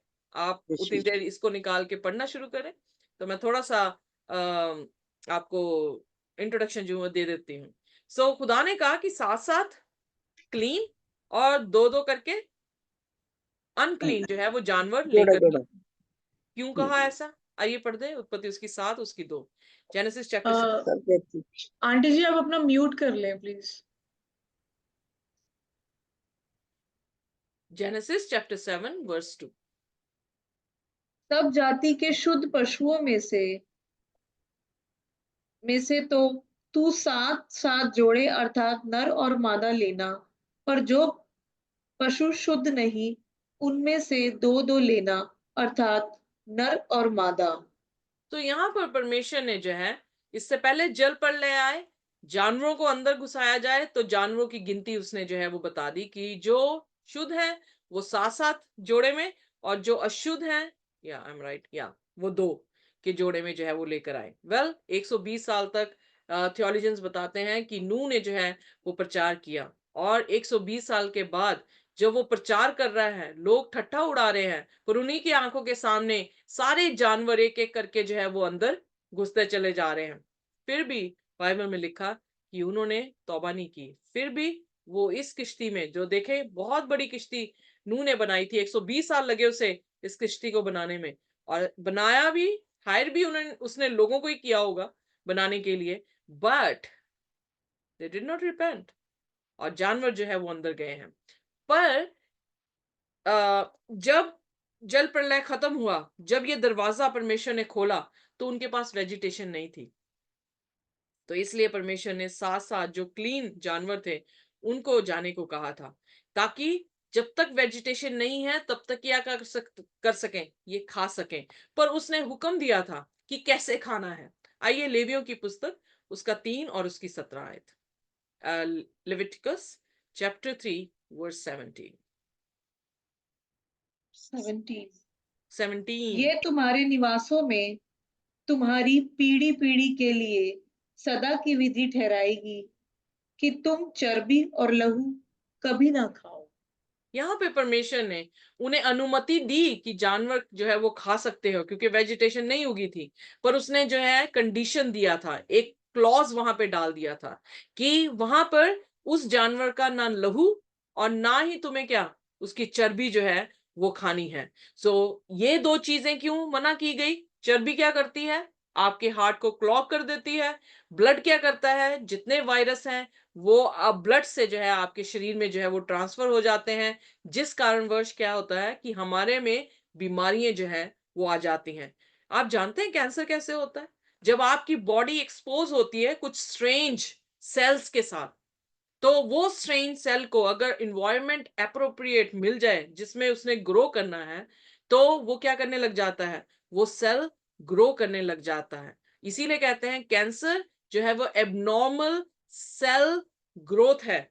और क्योंकि हमारे जो सेल हैं बॉडी के, वो तो बड़े नॉर्मली जैसा काम करना चाहिए वैसे काम करते हैं, पर स्ट्रेंज सेल आकर मल्टीप्लाई होने लगते हैं, और वो क्या कर जाते हैं, वो कैंसर का रूप लेकर जो है हमारे शरीरों में जो है वो आ जाते हैं। सो इसलिए बाइबल में लिखा था ना चर्बी खाना और ना ही लहू खाना। यहूदी कौम पहले तो हलाल करती है, दूसरा उसको नमक लगाकर जो है रखती थी, क्योंकि नमक में ये क्षमता है कि वो चूस लेती है। सो वो सारा खून उनके जिस्म से, जानवर के जिस्म से चूस लेते हैं, उसके बाद उसे बनाया जाता है, और उतना स्वाद नहीं होता जितना स्वाद उसके लहू में। बहुत सारे लोग जो है वो कहते हैं कि लहू ना साफ करें क्योंकि इसी में स्वाद है, एंड दे ईट। मेरी अपनी क्लासमेट थी, जब मैं नर्सिंग कर रही थी, मेरे घर में आई और चिकन बना रही थी, और उसने कहा कि नहीं नहीं नहीं नहीं, इसका खून मत करना, इसी को पकाना मैंने। और फिर वो कह रही थी कि like it will be very tasty, but for me it was यक। बहुत ही बुरा जो था वो सोचना था। तो मैंने वो सारा चिकन उसने बनाया, सारा का सारा चिकन उसको पैक करके जो है मैंने दे दिया, you go to hostel and eat this yummy meat. So खुदा ने जब ये कहा तो वो मकसद था खुदा का, कि खुदा नहीं चाहता था, पर शैतान ने हर चीज में कॉन्ट्रफिट की। हमारी डाइट में भी जो है उसने कॉन्ट्रफिट जो है वो खड़ी कर दी। जहां पे परमेश्वर ने कहा नहीं, वहां पर ही उसने जो है वो सारी चीजें हमारे सामने रख दी। Speak to the children of Israel saying these are the animals. So फिर खुदावन ने इतने में नहीं छोड़ दिया, पर उसकी व्याख्या दी कि जो क्लीन है, जो हम खा सकते हैं, वो कैसे जानवर होंगे, जो अनक्लीन है, जो नहीं खा सकते, वो कैसे जानवर होंगे। आप इस चीज में अचंबा करेंगे। लेवियों की पुस्तक उसका 11 और उसकी 2 और 3 आयत जब हम पढ़ते हैं, तो जब आप ये सारा पढ़ लेंगे, उसके बाद मैं बताऊंगी कि क्यों खुदा ने कहा कि ये क्लीन जो हैं वो हमारे लिए अच्छे हैं, और अनक्लीन जो हैं वो कैसे हैं कि हमारे लिए अच्छे नहीं हैं। सो पढ़ दें जल्दी से, क्योंकि टाइम जो है वो हमारा अप हो गया। इजराइलियों से कहो, जितने पशु पृथ्वी पर हैं, उन सबों में से तुम इन जीवधारियों का मांस खा सकते हो। पशुओं में से जितने चिरे या फटे खुर के होते हैं और पागुर करते हैं, उन्हें खा सकते हो। Very good. सो इसका मतलब गाय जिसके पास ये दोनों चीजें हैं, जिसके पास दोनों चीजें हो वो खा सकते हैं। ये नहीं कि एक चीज हो और दूसरी चीज ना हो। उगाली करती हो और उसके पाँव जो खुर जो है वो स्प्लिट हो, तो वो चीजें जो है हम खा सकते हैं। सो कैमल में ये दोनों चीजें बराबर नहीं है, सो हम इसे जो है वो नहीं कहा सकते हैं। सो आइए व्यवस्था विवरण उसकी 14 और उसकी 7 और 8 आयत। व्यवस्था विवरण उसका 14 और उसकी 7 और 8। जी, पढ़ दें प्लीज। 14 का 7 और 8 में। हाँ जी। परंतु पागुर करने वाले या चीरे खुर वाले में से इन पशुओं को अर्थात ऊंट, खरहा और शापान को न खाना, क्योंकि ये पागुर तो करते हैं परंतु चिरे खुर के नहीं होते, इस कारण वे तुम्हारे लिए अशुद्ध हैं। ओके सो फिर हाँ जी, सॉरी, पढ़ दे। जी, फिर सुअर को चिरे खुर का होता है परंतु पागुर नहीं करता, इस कारण वह तुम्हारे लिए अशुद्ध है। तुम ना तो इसका मांस खाना और ना इनकी लूथ छूना। तो यहाँ पर जो स्वाइन है, सुअर है, वेस्टर्न कंट्री में सुअर इतना खाया जाता है, उनका स्वाद, क्योंकि ये स्वाद बहुत होता है। मैंने तो आज तक नहीं खाया, पर लोग कहते हैं कि बहुत टेस्टी होता है। सो ये लोग जो है यहाँ पर बहुत खाते हैं, और जब खाते हैं तो इनमें जो है ये बीमारियां जो है वो काफी पाई जाती हैं, जो कि आपके हार्ट को क्लॉग कर रही हैं, या आपको स्ट्रोक दे रही हैं, या आपकी ओबेसिटी को जो है वो बना रही हैं। सो ये सारी चीजें खाने से जो है बीमारी आती है। सो परमेश्वर बिल्कुल राइट है, जो उन्होंने कितने साल पुराने, 4000 साल पहले जो है वो बता दिया था, वो आज हमारी साइंस जो है वो प्रूव करती है कि इन सभी खानों से जो है हम मौत की तरफ जो है वो जाते हैं। ये पोक है जो बनाया जा रहा है, और बताया जा रहा है कि पोक में जो है इतने वायरस होते हैं जो हमारी शरीर में आकर जो है वो अलग काम करते हैं। इवन कुछ लोग ये सोचते हैं कि डिमेंशिया जो वेस्टर्न कंट्रीज में बहुत ज्यादा है, वो इसी के कारण है। आइए देखिए भजन संहिता उसका 84 उसकी 11th वर्स को जो है हम देखेंगे। भजन संहिता 84 वर्स 11। क्योंकि यहोवा परमेश्वर सूर्य और ढाल है, यहोवा अनुग्रह करेगा और महिमा देगा, और जो लोग खरी चाल चलते हैं उनसे वह कोई अच्छी वस्तु रख न छोड़ेगा। सो जो खुदा के सामने खरी चाल चलते हैं, उनके लिए कोई भी ऐसी अच्छी चीज है जो खुदा रख रख नहीं छोड़ेगा। सो यानी God will bless them those who walk uprightly. So सुअरों में जो है वो बताया जाता है कि सैचुरेटेड फैट है, कोलेस्ट्रॉल जो है वो पूरी तरह से जो है वो उसमें उसके फ्लैश में जो है वो भरा हुआ है। ये कैंसर जो है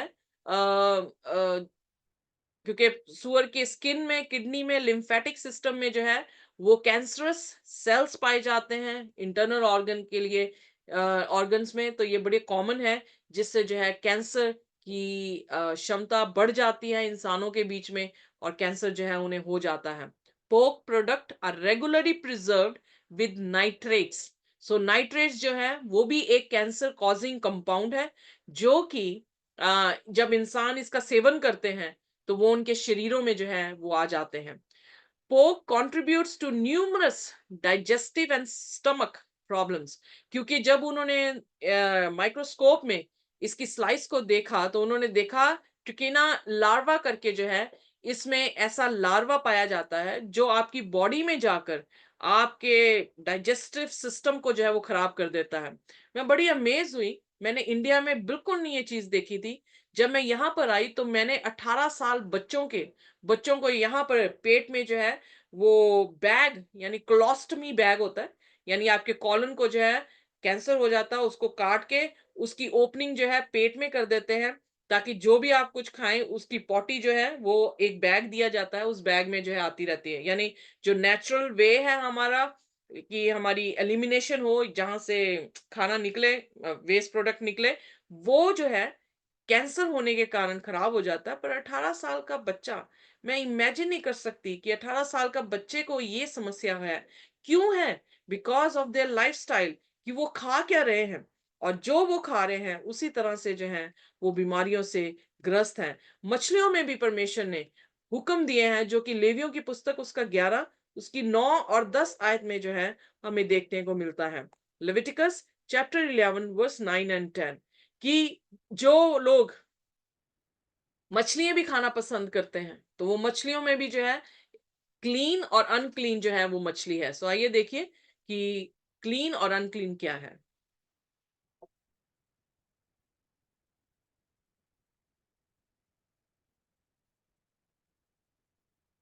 ग्यारह का 9 और 10 ना, ठीक है।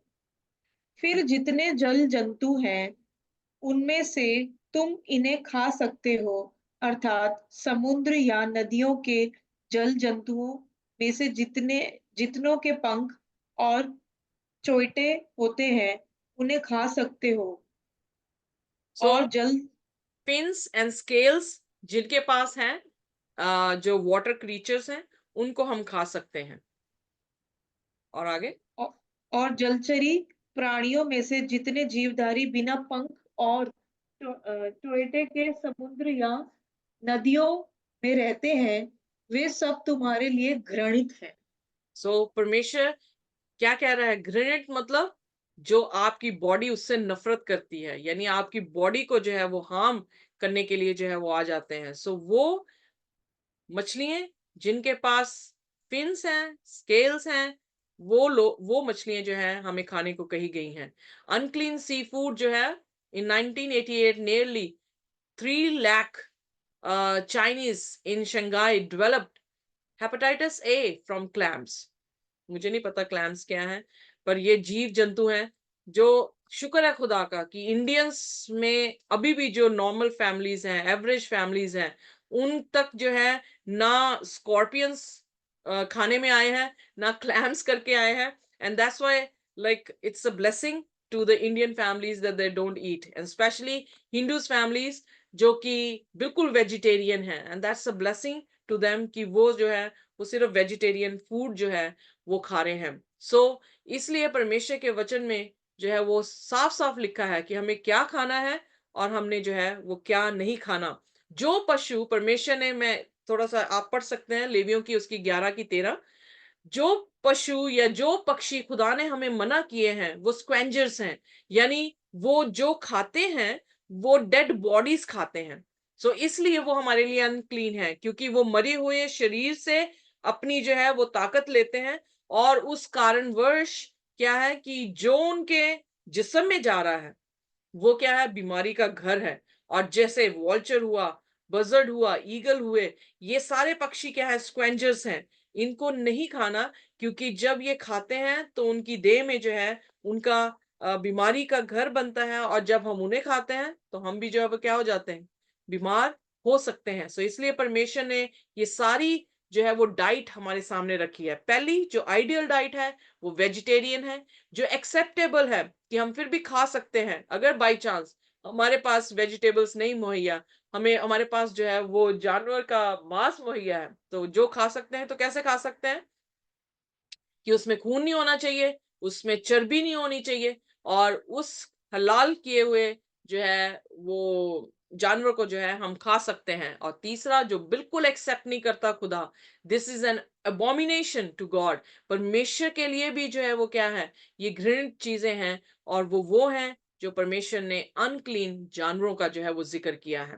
क्या परमेश्वर ने ये हुक्म भी क्रॉस पे नेल कर दिए थे? बहुत सारे प्रचारक आजकल दुनिया में ये कहते हैं कि हुक्म जो है खुदा ने नेल कर दिए थे, पर क्या आप समझते हैं ये हुक्म नेल हुए थे?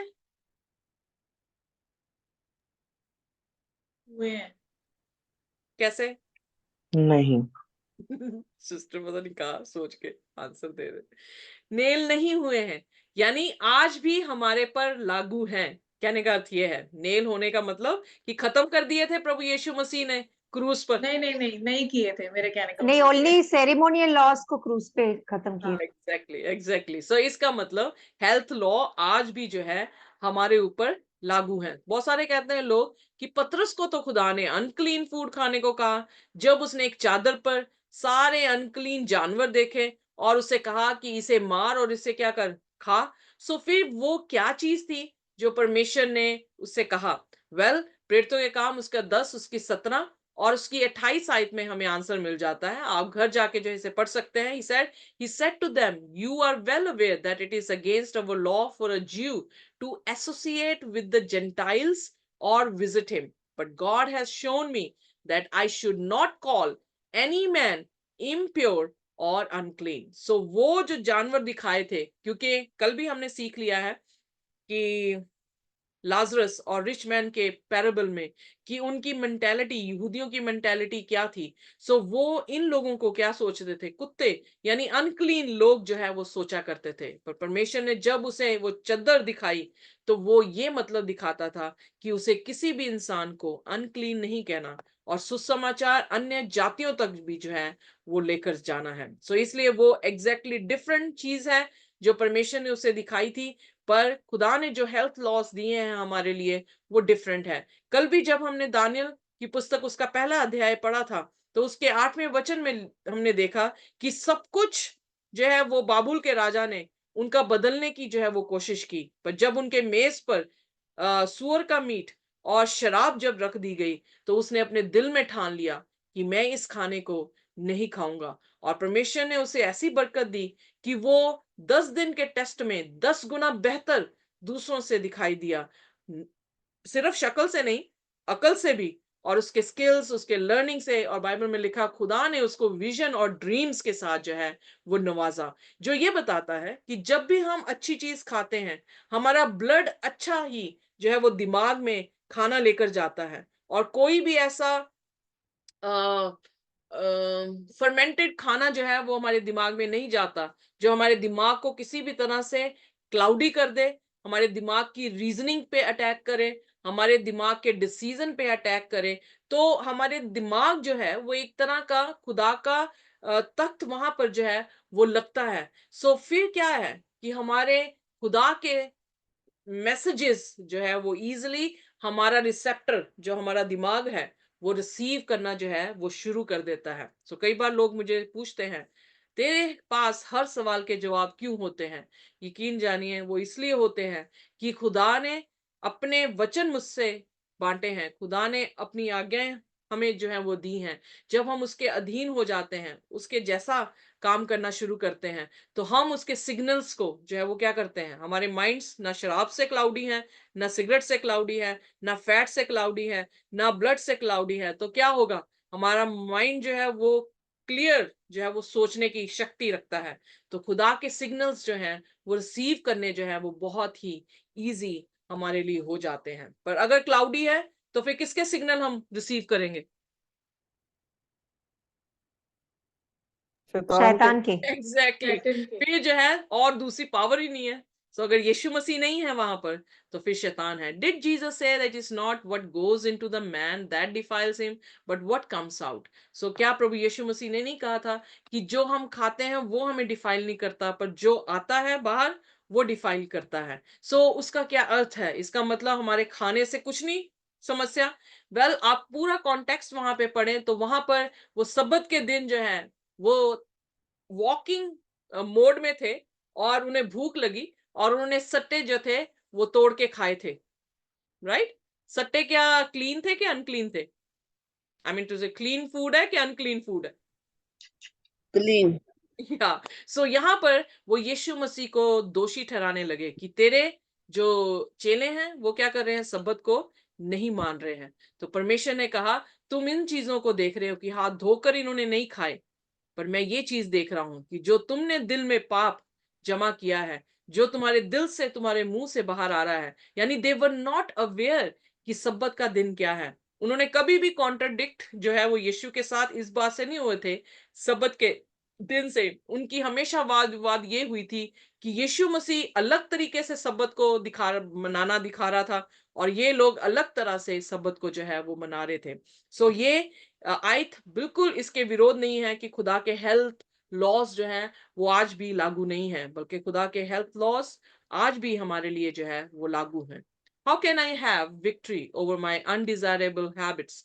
सो यूहन्ना उसका 1 उसकी 12 में लिखा but as many as received him, पर जितने ने उसको स्वीकार किया, to them gave he power to become the sons of God.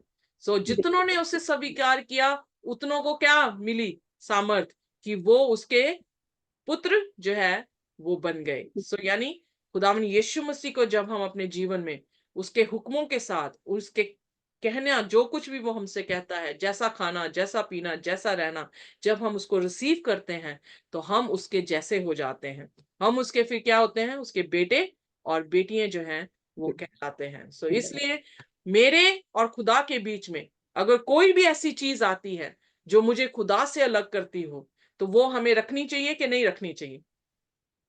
नहीं रखनी नहीं चाहिए। रखनी चाहिए।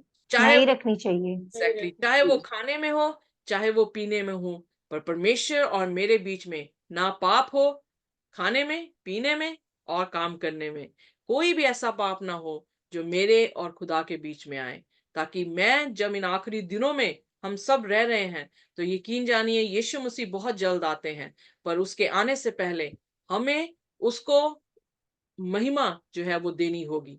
और महिमा हम अपने खाने और अपने पीने से और अपने कामों से, भले कामों से जो है उसे दे सकते हैं। सो आइए हम सभी मिलकर जो है ये निर्णय लें कि परमेश्वर बढ़े और हम क्या हो, घटते चले जाएं। आमीन। आमीन। अपने सिरों को झुकाएंगे। आमीन। आमीन। सिरों को झुकाएंगे और कोई भी जन हमारे लिए प्रार्थना कर सकता है।